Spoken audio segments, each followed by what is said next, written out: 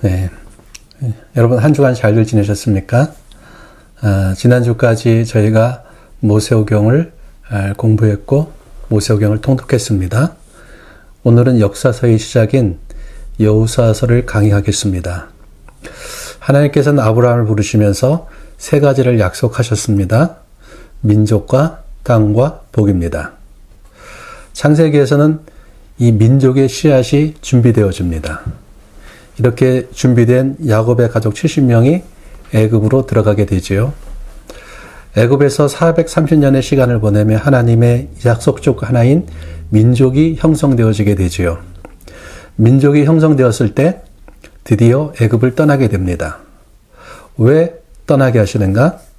하나님이 약속하신 땅을 주시기 위해서입니다. 민수기에서 요단 동편 땅을 취하게 됩니다. 그 땅을 루벤 지파, 갓 지파, 므낫세 반 지파에게 주어지게 되지요. 민수기에서는 하나님이 약속하신 땅에 대한 부분적인 성취가 이루어지게 됩니다. 여호수아에서 드디어 약속의 땅에 들어가게 되고 그 땅을 얻게 됩니다. 하나님이 세 번째로 약속하신 것이 복입니다. 그런데 하나님께서 아브라함에게 복을 약속하신 이유가 무엇입니까? 너로 말미암아 모든 민족이 복을 받을 것이라고 말씀하고 있지요. 모든 민족이 복을 받게 하기 위한 하나님의 전략이 이스라엘을 제사장 나라가 되게 하는 것입니다. 출애굽기 19장 5절과 6절을 제가 잠깐 읽겠습니다. 내 말을 잘 듣고 내 언약을 지키면 너희는 모든 민족 중에서 내 소유가 되겠고 너희가 내게 대하여 제사장 나라가 되며 거룩한 백성이 되리라. 너희가 제사장 나라가 되게 했다고 말씀하고 있으세요? 제사장 나라가 되게 하는 방법이 무엇입니까? 하나님의 법, 하나님의 말씀을 주시는 거예요. 그것을 위해서 출애굽 1세대에게는 시내산에서 율법을 주셨고 출애굽 2세대에게는 신명기의 말씀을 주셨습니다. 그러면 하나님께서 이스라엘에게 왜 가나안 땅을 주셨을까? 왜 애굽 땅을 주시지 않았을까? 바벨론 땅을 주시지 않았을까? 그 땅들은 더 좋은 땅이 아닙니까? 큰 강들이 있는 곳이고 고대의 문명이 일어난 곳입니다. 신명기 7장 7절에서 하나님은 이스라엘을 택하신 이유에 대해서 이렇게 말씀하고 계십니다. 여호와께서 너희를 기뻐하시고 너희를 택하시면 너희가 다른 민족보다 수요가 많기 때문이 아니리라. 너희는 오히려 모든 민족 중에서 가장 적으니라. 이스라엘이 가장 적기 때문에 하나님께서 선택하셨다고 말씀하고 있으세요. 하나님이 일하시는 방법은 작은 것, 약한 것들을 들어 사용하시기를 기뻐하십니다. 가장 작은 민족인 이스라엘을 선택하셔서 가나안 땅에 살게 하신 것입니다. 왜입니까?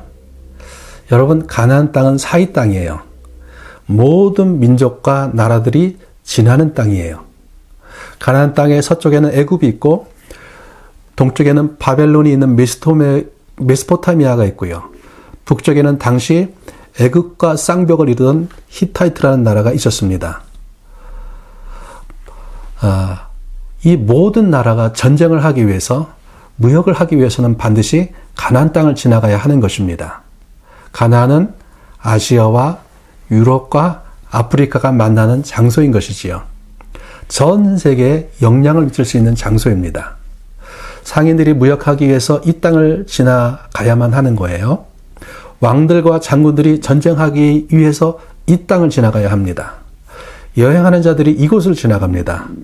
그들이 지나갈 때 무엇을 볼 것인가? 하나님의 백성을 보는 것입니다. 하나님이 이스라엘에게 당신의 말씀을 주시고 꿈꾸셨던 것이 무엇인가? 당신의 백성이 하나님의 말씀에 순종하고 하나님의 복이 백성 가운데 흐르는 것입니다. 그 땅을 지나가는 사람들이 그것을 보는 거예요.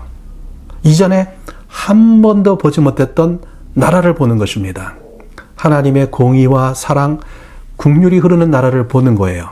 그들이 그것을 보면서 무엇을 생각할 것인가? 이스라엘이 이러한 놀라운 삶을 사는 이유는 무엇일까? 찾기 시작하는 것입니다. 하나님 때문임을 발견하게 되는 것이죠. 이렇게 그들이 하나님을 찾게 되고 열방이 하나님을 찾게 되는 것이고 열방 가운데 하나님의 복이 흘러가는 것이지요. 이것이 제사장 나라의 역할인 것입니다. 이렇게 이스라엘이 열방이 볼 수 있는 전략적인 곳에 하나님께서 그들을 두신 것이지요. 그런데 이스라엘이 제사장 나라의 사명을 실패합니다. 베드로전서 2장 9절은 새로운 이스라엘인 저희의 사명에 대해서 이렇게 말씀하고 있습니다.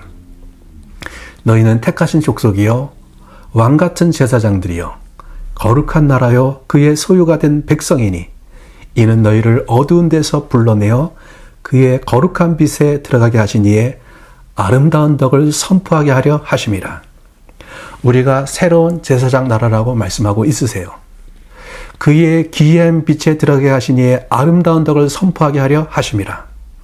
우리가 제사장 나라로 살아서 우리를 통해서 열방이 주께 돌아오게 하시기를 원하신다는 것입니다. 구약 성경의 여호수아서부터 에스더서까지를 역사서라고 합니다. 특별히 여호수아서부터 열왕기서까지를 선지자적 관점의 역사서라고 합니다. 그러면 선지자적 관점의 역사서는 무엇인가? 첫 번째는 역사의 주인공이 하나님이라는 것입니다. 우리가 성경을 통해서 계속해서 봐야 할 것은 이 역사의 주인공이 누군가 하는 것이에요. 하나님이라는 것입니다. 우리는 사람들 뒤에서 일하고 역사하시는 하나님을 계속해서 발견해야만 합니다. 두 번째는요, 하나님의 말씀이 어떻게 역사 안에서 성취되는지의 관점에서 역사를 서술합니다. 여호수아서 안에서도 하나님의 약속이 계속해서 성취되고 있는 것을 보게 됩니다. 그러면 여호수아서의 구조를 살펴보겠습니다. 여호수아서는 아주 단순한 구조를 가지고 있습니다. 가나안 땅의 정복과 분배입니다. 1장부터 12장까지는 가나안 땅의 정복에 대한 내용입니다. 이것을 좀 더 세밀하게 살펴보면요, 1장부터 5장까지는 정복을 위한 준비가 되겠고요. 6장부터 12장까지는 정복 전쟁입니다. 그러면은 정복을 했으면 어떻게 해야 됩니까? 분배를 해야 되지요. 13장부터 24장까지는 분배에 대한 내용입니다. 13장은요, 요단 동편이 두 지파 반에게 어떻게 분배됐는지를 설명하고 있고요.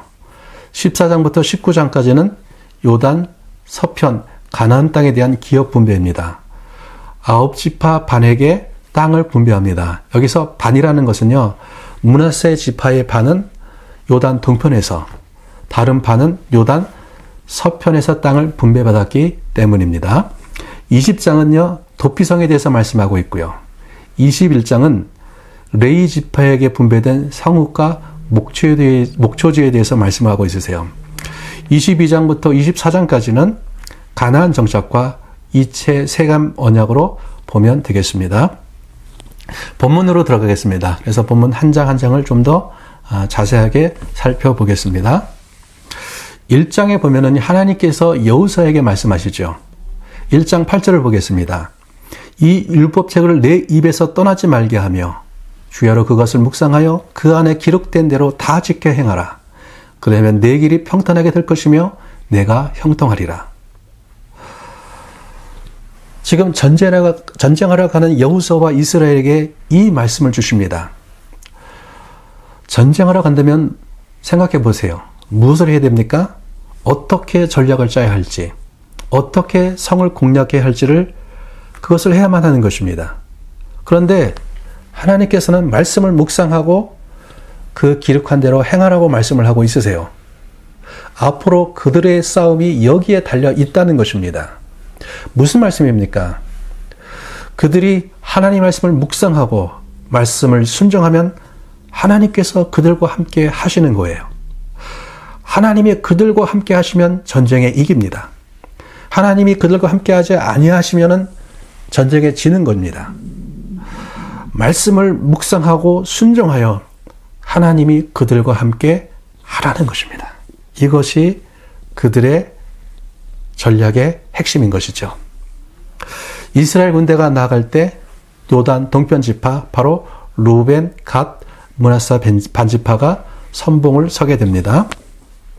이 장은 여리고 정탐가 라합 이야기입니다. 라합이 두 정탐꾼을 숨겨줍니다. 이것은 하나님을 선택하는 라합의 믿음의 결단인 것이지요. 라합 이야기에서 우리가 보아야 할 것이 있습니다.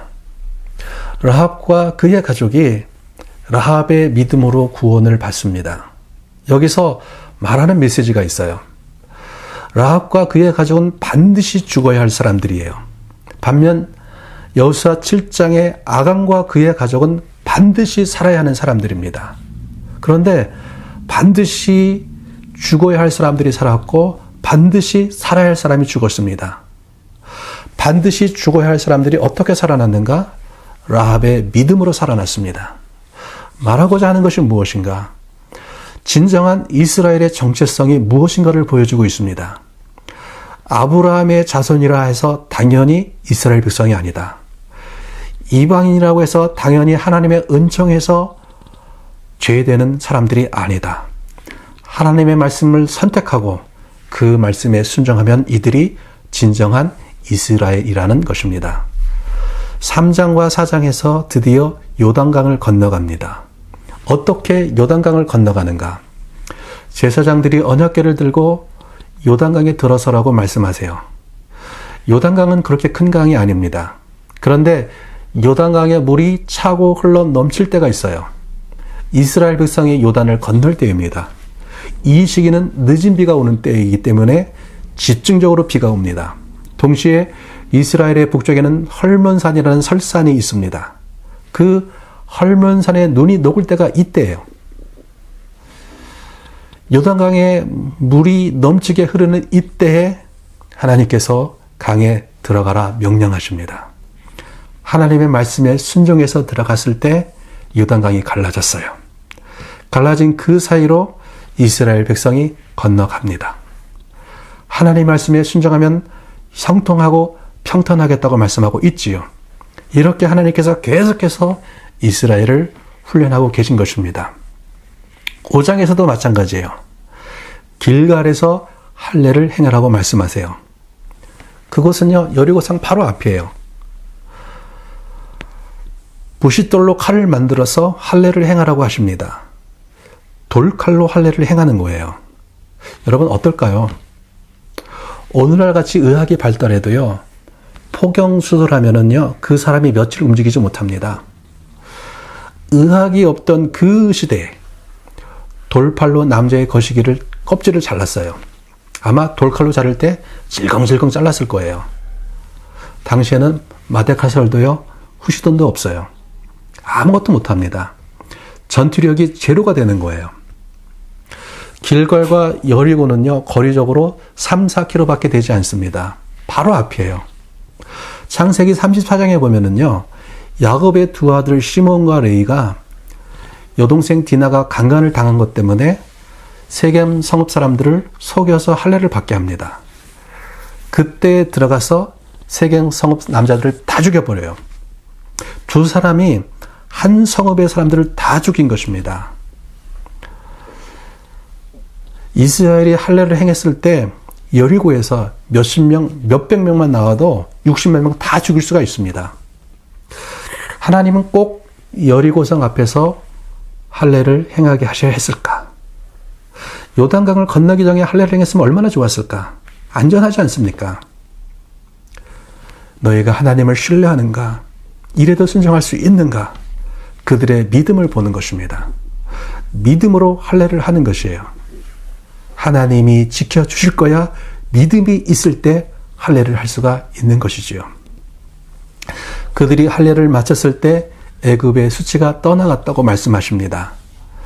수치가 떠나갔다고 해서 그 땅의 이름을 길갈이라고 부르게 된 것입니다. 무슨 말씀입니까? 출애굽 1세대는 할례를 행했습니다. 할례는 몸에 새겨진 하나님 백성의 언약의 징표입니다. 그러나 그들은 불순종해서 애굽으로 돌아가겠다고 했어요. 그들은 할례를 받았지만은 진정한 하나님 백성이 되지 못했고 사명을 잃어버리고 광야에서 다 죽게 됩니다. 광야에서 태어난 백성들은 할례를 행하지 않았어요. 그런데 출애굽 1세대는 순종함으로 가나안 땅에 들어왔고 할례를 행함으로 하나님의 백성으로 인정받은 것입니다. 그래서 애굽의 수치가 굴러갔다고 말씀하고 있으세요. 순종했을 때 하나님의 백성이 되었고 수치가 멀리 굴러갔습니다. 6장은 여리고성 전투입니다. 여리고성의 전투는 인간적으로 볼 때 이해하기 힘든 명령이에요. 6일 동안 매일 성을 한 바퀴씩 돌고 7일째 되는 날 7바퀴 돌라고 말씀하고 있으세요. 그러나 여호와의 전쟁이 어떻게 하는 것인지를 보여주고 있는 것입니다. 순종하는 것이다. 전쟁은 사령관이신 여호와의 명령과 그분의 분대된 백성들의 온전한 순종으로 승리하는 것이다라는 것을 보여주고 있지요. 여러분, 여리고성은 이중으로 된 견고한 성벽을 가지고 있어요. 그분의 군대가 순종할 때 여리고성이 무너졌습니다. 여리고성이 무너졌을 때 하나님께서 여리고성을 다시 재건하지 못하게 하십니다. 폐허더미로 놔두게 하는 것이에요. 하나님이 역사하신 기념물이 되게 하는 것입니다. 여호수아 사장에 보면은요, 요단물이 갈라졌을 때 강석에서 12돌을 취하여 길갈에 12기념돌을 만듭니다. 또한 갈라진 강석의 제사장들이 언약궤를 들고 서 있던 그곳에 12기념돌을 세우게 합니다. 하나님이 역사하신 기념들이 되는 거예요. 후대가 그 기념돌을 보면서 하나님을 기억하는 것입니다. 하나님께서 요단의 물을 갈랐다라는 증표가 되는 것이죠. 여호수아서에 보면 하나님께서 계속해서 기념물들을 만들어 가십니다. 여리고성이 폐허가 되었고요. 아이성이 폐허가 되게 했습니다. 아간의 무덤이 기념돌들이 됩니다. 2차 세겜 언약 후에 상수리 나무 아래 기념돌을 세웁니다. 이 돌이 증거가 되겠다고 하시는 것이죠. 하나님께서는 당신이 주신 땅에 계속해서 기념물들을 만들어 가세요. 요단강에, 길갈에, 아굴 골짜기에, 여리고에, 아이에, 세겜에 기념물들을 세우십니다.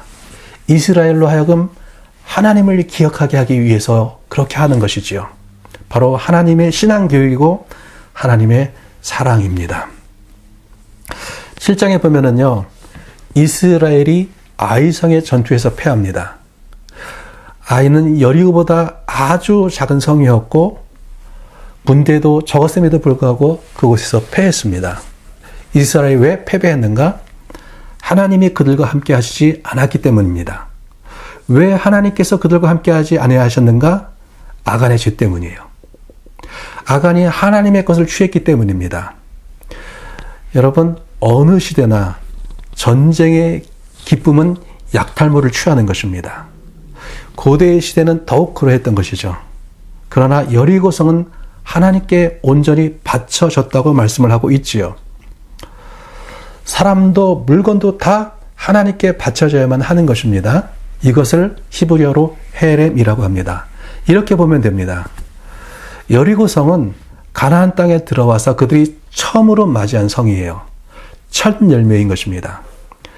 첫 열매이기 때문에 그 성의 모든 것은 이렇게 하나님께 바쳐져야만 했던 것이지요. 그런데 아간이 탐심을 부려서 하나님께 바쳐져야 할 것을 도둑질한 것이에요. 헤렘의 원칙은요, 헤렘된 것을 건드리면은 그 사람이 헤렘됩니다. 사무엘서에 보면은 사울이 그랬어요. 사무엘상 15장 3절에 보면 하나님이 사울에게 아말렉 족속을 진멸하라고 말씀하십니다. 사람과 모든 짐승까지 진멸하라고 말씀하세요. 여기서 사용된 진멸이 헤렘입니다. 사울이 전쟁에 승리한 후에 어떻게 합니까?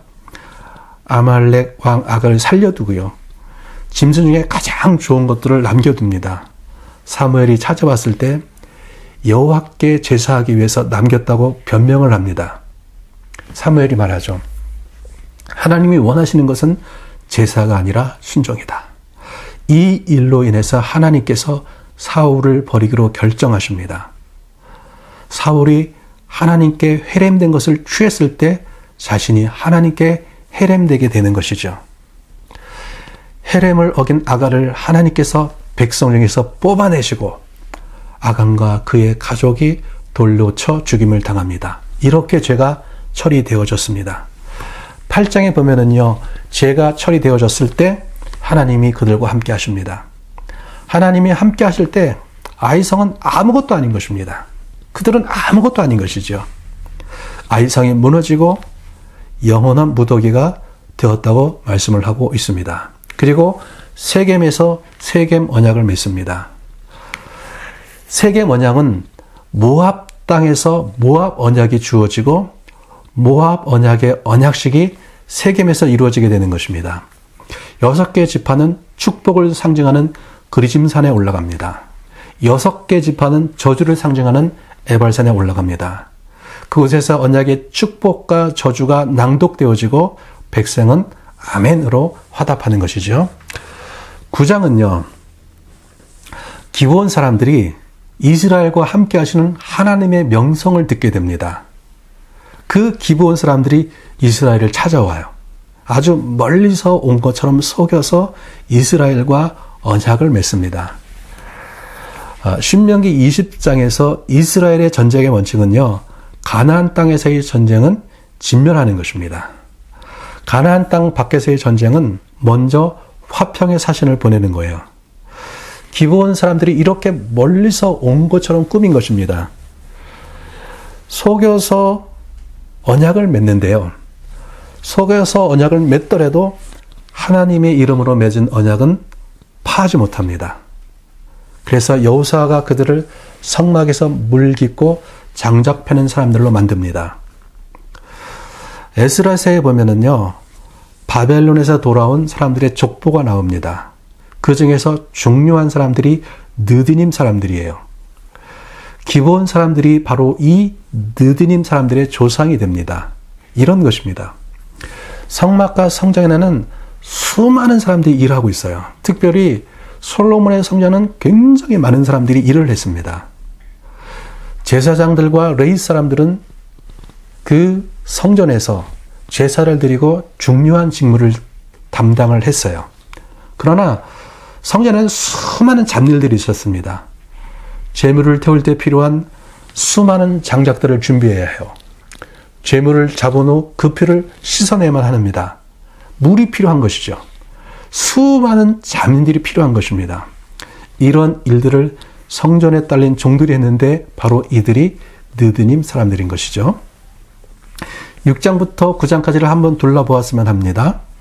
6장은 여리고의 성공, 7장은 아이성의 실패, 8장은 아이성의 성공, 9장은 기브온의 실패입니다. 어느 때 성공하고 어느 때 실패했습니까? 말씀을 듣고 순종하며 움직일 때 성공했습니다. 말씀을 듣지 않고 자신들의 생각대로 움직일 때 실패했습니다. 여기서 우리가 승리의 원칙을 발견할 수 있죠. 우리가 어느 때 승리합니까? 하나님의 말씀을 듣고 순종하고 움직일 때 우리는 승리하는 것이죠. 10장은 남부지역 연합군과의 전쟁입니다. 여호와가 그들과 함께 싸우시는데 그 증거가 무엇인가? 첫 번째는요, 우박이 내려서 우박에 죽은 자가 싸움에 죽은 자보다 더 많습니다. 두 번째는요, 태양이 멈춰지고 달이 멈춰서게 되는 것이죠. 11장은 북부지역의 전투입니다. 가나안 북부지역의 전투에 대해서 설명을 하고 있지요. 12장은 정복한 왕들의 명단을 기록하고 있습니다. 13장부터 24장까지는 가나안 땅의 분배에 대해서 말씀을 하고 있습니다. 13장에서는요, 요단 동편에서의 땅의 분배를 다시 한번 설명해 줍니다. 이미 요단 동편은 민수기에서 두 지파 반에게 땅을 분배를 했어요. 그것을 다시 한번 서술해 주고 있는 것이지요. 14장부터 19장까지는 요단 서편, 즉 가나안 땅의 분배에 대해서 말해주고 있습니다. 가나안 땅의 분배는 두 번에 걸쳐서 진행이 됩니다. 14장부터 17장까지는 첫 번째로 진행된 땅의 분배에 대해서 말씀해주고 있어요. 1차 땅의 분배는 길갈에서 이루어집니다. 분배 책임자는 제사장 엘르아살과 여호수아이고요. 가장 먼저 유다 지파로 시작해서 요셉 지파, 즉 에브라임과 므낫세 반 지파가 기업을 분배받습니다. 18장과 19장은 두 번째 땅에 대한 분배입니다. 분배된 장소는 실로이고요. 분배 책임자는 제사장 엘르아살과 여호수아입니다. 분배받은 지파는 나머지 7지파인데요. 우리가 땅을 분배할 때 몇 가지 알아두어야 할 것이 있습니다. 첫 번째는요. 시므온 지파는 유다 지파가 얻은 기업에서 땅을 얻었습니다. 이것은 유다 지파가 너무 많은 땅을 얻었기 때문입니다. 두 번째는요.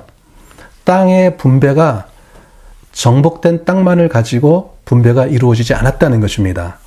정복되지 않은 땅에도 분배가 이루어졌는데 그 땅을 분배받은 지파가 정복해야만 했던 것이지요. 세 번째는 가나안 땅의 분배는 14장에 갈렙으로 시작돼서 19장에 여호수아로 마칩니다. 이것은 매우 의미가 있는 것이죠. 하나님께서는 민수기에서 여호수아와 갈렙만이 가나안 땅에 들어가겠다고 말씀하셨어요. 그 두 사람인 갈렙의 땅 분배로 시작해서 여호수아의 땅 분배로 마치는 것입니다. 하나님께서 신실하게 당신의 약속을 지키셨음을 보여주고 있는 것이죠. 네 번째로 여호수아가 분배받은 땅은 딥낫세라입니다. 이것은 성경에서 여호수아와 관련해서만 등장하는 땅으로 전혀 알려지지 않은 땅입니다. 산간지대의 이름 없는 땅인 것이죠. 여호수아는 민족의 지도자로서 좋은 땅을 구할 수가 있었어요. 당당하게 요구할 수 있었죠. 그러나 보잘것없고 쓸모없는 땅을 여호수아는 받았습니다. 지도자로서의 희생에 대해서 보여주고 있는 것이죠. 여기서 우리가 좀 살펴봐야 할 것이 있습니다. 땅이라는 것, 기업. 히브리어로 나할라라고 하는데 우리가 이 기업의 특성을 살펴볼 필요가 있습니다. 기업은 제비를 뽑아 분배받은 땅을 말합니다. 이것은 단순하고 순간적인 의미의 기업이 아니라 영속적인 개념을 가지고 있는 것이죠. 일단 분배된 땅은 영원히 그 가족의 기업이 되는 것입니다. 시편 16편 6편에 이렇게 말씀하고 있어요. 내게 줄로 지어준 구역은 아름다운 곳에 있으며 나의 기업이 실로 아름답도다. 왜 이 기업이 아름다운 것입니까? 이 땅은 하나님께서 우리 가족에게 영원히 주신 땅이에요. 나의 아들, 아들의 아들, 그 아들의 아들로 대대로 이어갈 기업이기 때문에 나의 기업이 아름다운 것이죠. 성경에서 토지를 판다고 할 때 그것은 한시적으로 넘겨주는 것입니다. 매각하는 것이 아니라 임대한다고 봐야 할 것이에요. 왜냐하면 희년이 되면 원래의 주인에게로 돌아가야 하기 때문에 그렇습니다. 왜냐하면요, 여러분, 사람들의 가난의 문제의 핵심은 토지의 문제입니다. 토지에 대한 성경적 정의는요, 땅은 하나님의 것이라는 거예요. 하나님이 땅을 선물로 주셨다는 거예요. 그래서 토지의 주인은 개인이 아니다. 토지에는 원래의 주인에게 돌아가야 한다는 것입니다. 이것을 위해서 하나님께서 몇 가지 제도적 장치를 두셨습니다. 첫 번째는요, 경계표를 옮기지 못하게 했습니다. 돈을 벌어서 나의 땅을 넓히겠다. 이렇게 못하는 거예요. 신명기에서 반드시 죽여야 할 죄 중에 하나가 경계표를 옮기는 것입니다. 두 번째는요, 땅이 다른 사람에게 넘어갈 때 가까운 친척이 그 땅을 찾아주어야만 하는 것입니다. 이러한 친척을 고엘이라고 합니다. 구속자라는 말입니다. 세 번째는요, 희년 제도를 두어서 희년이 되면은 땅이 원래의 주인에게 돌아가게 했던 것입니다. 20장은 도피성에 대해서 말씀하고 있고요. 21장은 레위 지파에게 주신 기업에 대해서 말씀을 하고 있습니다. 레위 지파에게는요, 이스라엘의 12개 지파에게 속한 48개 성읍과 그에 딸린 목초지를 얻게 합니다. 창세기 49장에 보면은 야곱이 자기의 12아들에게 말하는 예언적 축복문이 나옵니다. 레에게 주신 말씀은 저주와 같은 말씀이었는데 이스라엘 중에 흩어지겠다고 말씀하세요. 칼로 잔인하게 세겜 사람들을 죽였기 때문에 그렇습니다. 이 말씀대로 레위 지파는 12지파에 흩어져 살게 됩니다. 이렇게 흩어져 살지만은 그 흩어져 사는 목적이 하나님의 말씀을 백성에게 가르쳐서 백성을 지키는 역할을 합니다. 왜 그런 귀한 역할이 주어지는가? 출애굽기 32장에 보면은 이스라엘이 금송아지 사건을 일으켜요. 그때 모세가 하나님의 편에 선 사람들을 내게로 오라고 말씀해요. 이때 레위 지파가 나오고 무상 승리자 3,000명을 죽입니다. 그들의 행동은, 그들의 사람들을 죽이는 행위는 하나님의 진노로부터 이스라엘을 구원하는 행동이었어요. 이후로 레위 지파는 이스라엘을 지키는 직무가 주어지는 것이죠. 하나님의 말씀을 이스라엘에게 가르치는 직임을 맡게 되는 것입니다. 22장은요, 전쟁이 끝나고 요단 동쪽 지파가 이제는 동쪽으로 돌아가게 되는데 그들이 요단가에 제단을 쌓습니다. 온 이스라엘이 분노하고 그들과 싸우고자 하는 거예요. 왜냐하면요, 신명기 12장에서 하나님이 택하신 곳에서만 예배드리라고 말씀하셨어요. 그곳이 처음에는 길갈이었고 후에는 실로였고 나중에는 예루살렘이 하나님이 택하신 곳이 되게 됩니다. 이 말씀을 깨트리는 행동이 되는 것이죠. 왜 전쟁까지 일으키려고 하는가? 여러분, 아간 한 가정의 죄가 이스라엘 전체의 죄가 되었어요. 그것 때문에 전쟁에 패하게 되죠.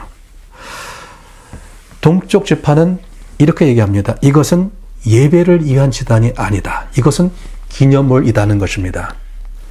너희 후손과 우리의 후손이 같은 하나님의 백성이라는 징표로 이것을 세운다고 말씀하고 있는 것이죠. 24장은 2차 세겜 언약입니다. 여호수아가 죽기 전에 모든 백성을 세겜으로 모읍니다. 너희는 선택하라. 나와 내 집은 여호와를 섬기겠노라. 백성들이 여호와를 섬기겠다고 선택합니다. 그 징표로 세겜에서 다시 한번 언약식을 행하게 됩니다. 구약에서 진정한 지도자들은 그 시대의 백성들에게 언약식을 행하게 하여서 하나님께서 헌신시키고 하나님께 회개시켰습니다. 모세도 여호수아도 히스기야도 요시야도 에스라 느헤미야 모두 언약식을 행하고 백성을 헌신시켰습니다. 여러분, 하나님께 부르심을 받은 사람들이 해야 할 일은 자신이 섬기는 사람들로 하여금 하나님 앞에 헌신하는 삶을 살도록 도전하는 것입니다. 여호수아서를 정리합니다. 여호수아의 세대는 하나님께 순종함을 통해서 가나안 땅을 얻었습니다. 여호수아 14장에서 믿음의 사람 칼렙은 이 산지를 내게 달라고 구하고 있는 것을 보게 됩니다. 그리고 그 땅을 차지합니다. 그때의 나이가 85세였다고 말씀합니다. 우리 각자에게는 주님이 주신 유업이 있을 것입니다. 그것이 여러분 각자는 알 수 있으리라고 믿습니다. 믿음과 순종을 통해서 하나님께서 각 사람에게 주신 유업을 얻는 사람들이 되기를 주님의 이름으로 축복합니다. 감사합니다. 여러분 한 주간 동안 또 여호수아 열심히 통독하시기 바랍니다. 우리 다음 주에는 사사기와 룻기로 만나도록 하겠습니다.